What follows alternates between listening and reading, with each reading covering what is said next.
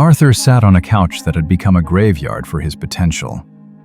The room was dim, lit only by the flickering blue light of a television and the glow of a smartphone. He was 28 years old, but his spirit felt 80. Arthur was broke. Not just in his bank account, though that was empty enough, but he was broke in his relationships. His phone hadn't rung with a genuine check-in for months. He was broke in his health, his breath coming shallow, his body fueled by processed sugar and stagnant air. He was a volunteer victim, a master of the murmur. He complained about his boss, the economy, and his bad luck, while his thumbs moved rhythmically across a game controller. He was living what the world calls a marginal life, a life lived on the edges of someone else's dream. He went to a job he hated, came home to a life he didn't enjoy, and repeated the cycle because it was easy. One Tuesday evening, Arthur's 5-year-old son Leo sat on the floor nearby, drawing. Arthur looked over and asked, "What are you drawing, Leo?" The boy didn't look up. "I'm drawing my mansion, Dad, and the stadium where I'm going to play. I'm telling the people thank you for the trophy." Arthur chuckled, a bitter, cynical sound. "That's a nice dream, kid. But remember, life is hard. Don't get your hopes too high." Leo stopped drawing. He looked at his father with eyes that hadn't yet been dimmed by the world. "But Dad, I'm not dreaming. I'm practicing for when I'm there." That night, Arthur couldn't sleep. The word marginal kept echoing in his head. He realized that if he continued this way, his son wouldn't just see a tired father. He would embrace a marginal life as his own inheritance. He realized that people don't live based on what you tell them. They live based on who you are. The next morning, Arthur didn't reach for his phone. He reached for a stack of dusty index cards. He remembered a voice he had heard once, a voice that said, "What comes after I am will shape your life." He picked up a pen. His hand shook. He wanted to write, "I want to be rich." He wanted to write, "I want to be happy." But he remembered the instruction. Replace "I want" with "I am." He wrote, "I am disciplined." He wrote, "I am a powerful creator." He wrote, "I am the greatest architect of my destiny."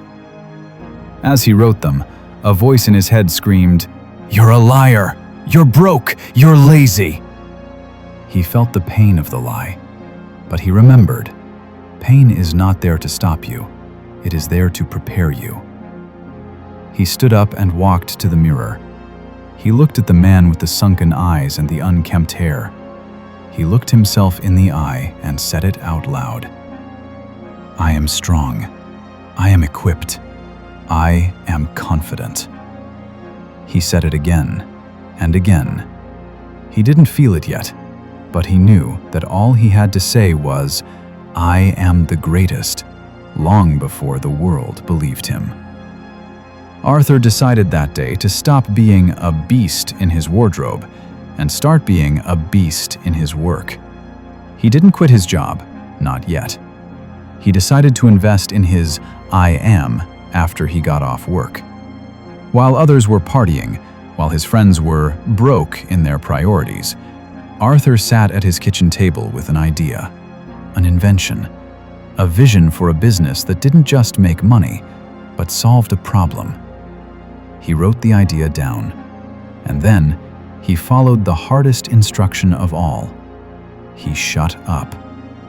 He didn't share it with 50 people who would tell him why it wouldn't work.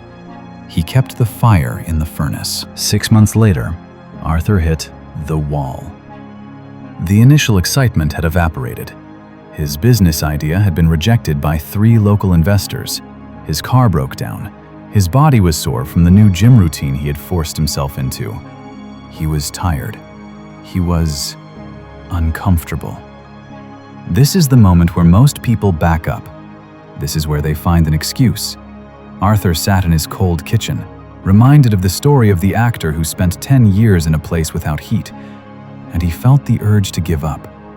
He went to pick up a deck of cards to distract himself, but instead, he found his son's drawing from months ago.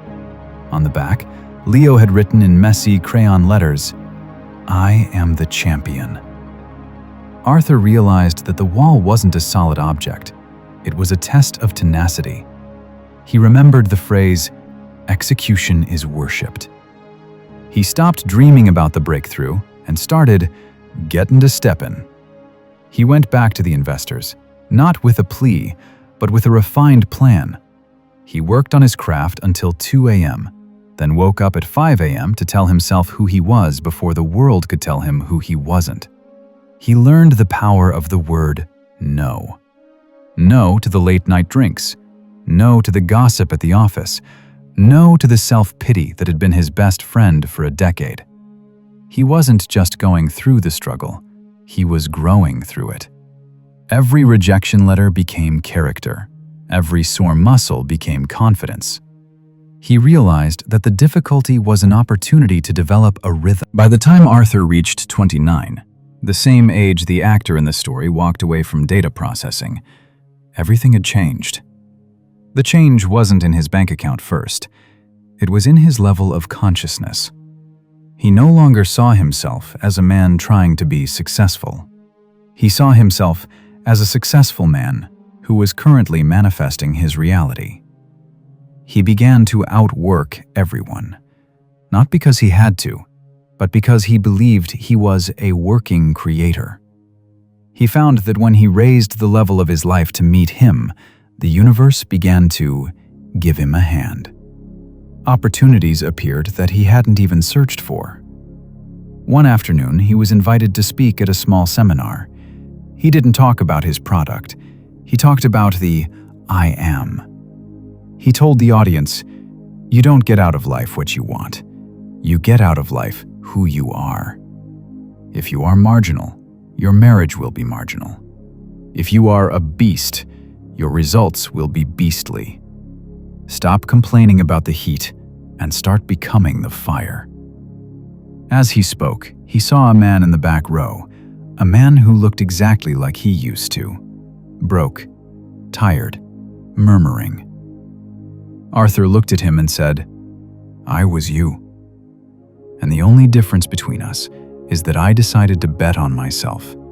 I decided that my mentality was my property, and I stopped letting others own it." Fast forward 15 years. Arthur is standing in a stadium. He isn't the one playing, but he is standing in the front row. On the field, his son Leo is being drafted into the professional leagues. As Leo takes the microphone, he doesn't talk about his stats. He doesn't talk about his talent. He pulls a crumpled, yellowed index card out of his pocket. Leo says to the cameras, "When I was 10 years old, I wrote my Hall of Fame speech. I thanked coaches I hadn't met yet. I thanked a version of myself that didn't exist yet. I did this because I watched my father.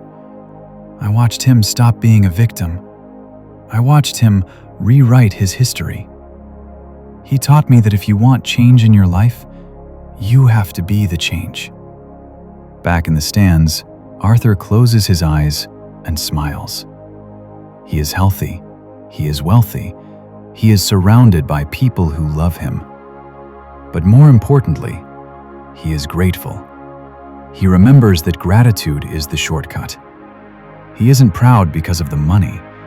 He is proud because he is no longer broke in his soul.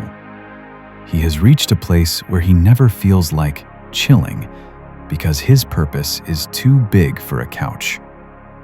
The story ends not with a finish line, but with a beginning.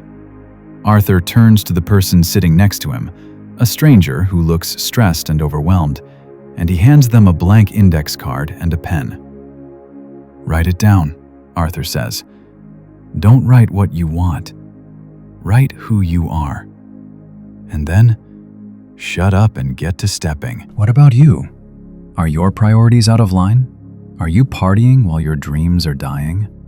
Are you broke in your spirit because you're waiting for someone to swoop in and save you? Stop searching for defining moments. The moment that defines you is right now. It is the choice you make when you finish this story. Are you a volunteer victim, or are you a powerful creator? Are you marginal, or are you a champion? The world is waiting for you to give yourself permission to fail, so that you can finally have permission to fly. Go make change happen, right here, right now, today. I am. I am.